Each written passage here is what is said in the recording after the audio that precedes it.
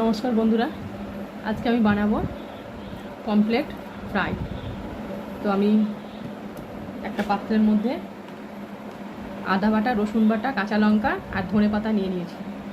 এটা আমি এটার মধ্যে নিয়ে নিলাম। দিয়ে দেবো আমি লঙ্কা গুঁড়ো, লবণ, হলুদ আর একটু সামান্য জিরে গুঁড়ো,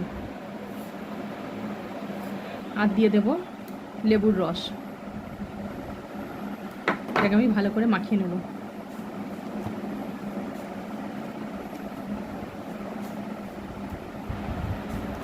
এবার আমি মাছগুলোকে এইভাবে কেটে নিয়েছি যাতে মশলাগুলো এর ভেতরে ঢুকে যায়, সেই জন্য।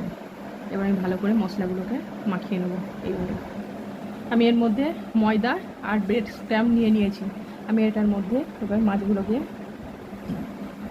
ভালো করে মাখিয়ে নেব।